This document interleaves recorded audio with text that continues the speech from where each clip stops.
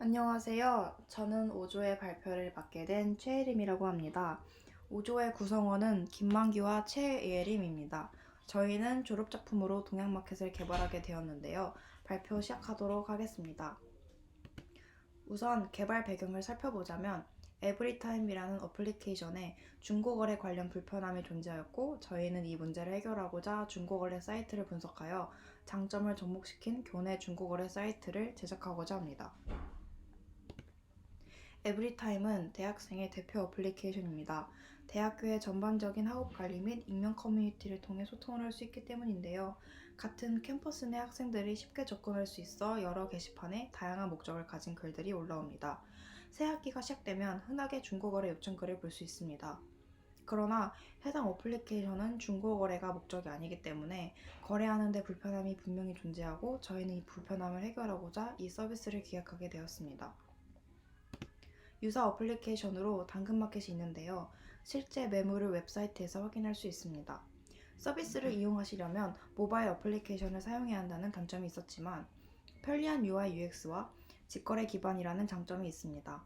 따라서 저희가 구축하고자 하는 시스템의 목표는 기존의 중고거래 웹 어플리케이션에 당근마켓의 편리한 UI UX와 직거래 기반을 접목시켜 동양미래대학교 학생들만을 위한 중고거래 플랫폼이라고 할 수 있겠습니다. 이 마인드맵은 동양마켓 플랫폼의 전반적인 프로세스를 나타냅니다. 기본적으로 사용자는 상품 상세 페이지까지 접근할 수 있지만 플랫폼의 중요한 기능인 채팅을 하기 위해서는 회원가입이 요구됩니다. 파란색 태그와 초록색 태그에 해당하는 정보는 상품 상세에 표시되는 정보입니다. 초록색 태그에 해당하는 정보는 상품 카드에 보이는 정보입니다. 동양마켓의 개발 환경에 대해 5가지를 분류하였습니다.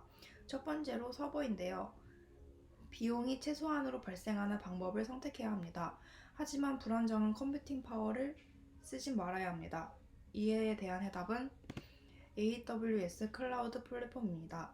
인프라 관리에 있어서 수많은 부분이 이미 준비되어 있습니다. 오버워치 같이 꽤 큰 조직들마저 클라우드 플랫폼을 사용하는 이유가 여기에 있는데요.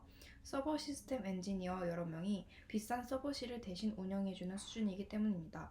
단 몇 분 만에 리눅스 서버를 띄우고 서버를 다중화하고 트래픽을 분산시키는 등의 설정이 클릭 몇 번으로 가능합니다. 물론 아무것도 모르는 사람이 마음껏 설정할 수 있을 정도는 아니지만 쉽고 빠르며 정확합니다.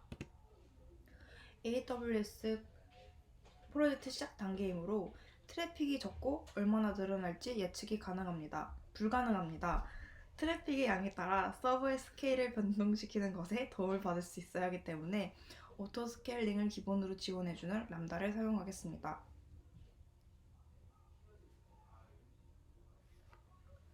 람다엔 서버가 존재하긴 하지만 서버 관리의 주체는 우리가 아니고 아마존입니다.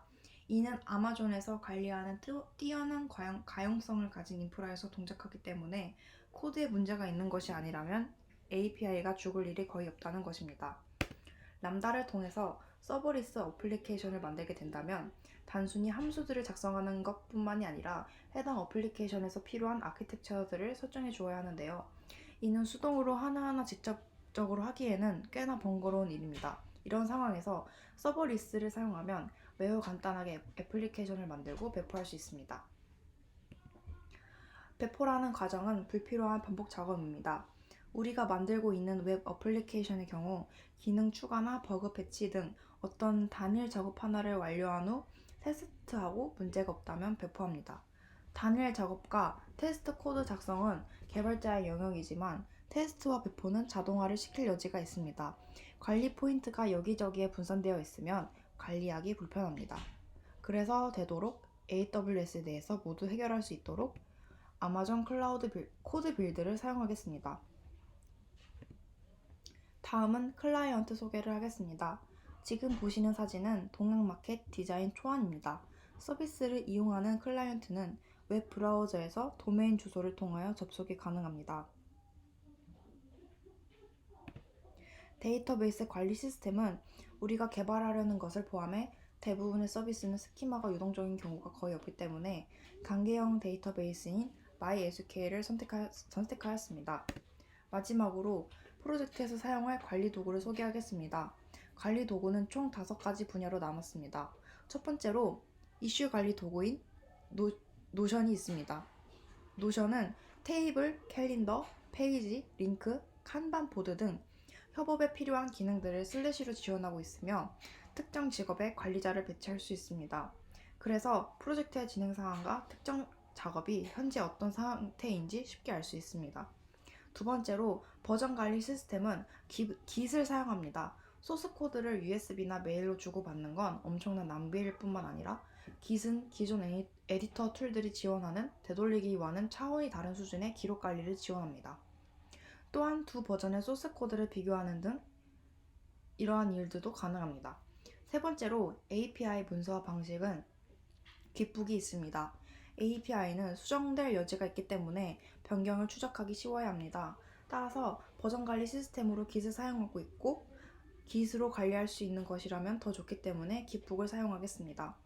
또한 네 번째로 ENV는 데이터베이스 접속 비밀번호와 프라이베이트 키 같은 민감한 데이터들은 관리해주는 도구입니다.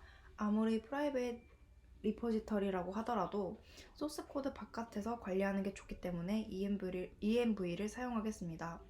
마지막으로 의존성이 제대로 설치되어 있지 않으면 어플리케이션을 실행해 볼 수 없습니다. 혼자 개발하는 입장이라면 그냥 필요한 라이브러리들을 컴퓨터에 미리 설치해 두기만 하면 되겠지만 협업이 힘들어지는 것이 문제입니다. 따라서 프로젝트에 필요한 모듈을 설치할 때 사용할 의존성 도구 npm과 yan을 사용하겠습니다. 다음은 팀 구성 및 역할인데요. 개발을 하면서 공통적으로 숙지해야 할 상황을 정리해 놓은 베이스와 프론트엔드 그리고 백엔드가 있겠습니다. 베이스에는 총 6가지가 있습니다. 첫 번째로 제이슨 키와 변수의 네이밍 룰이 있는데요.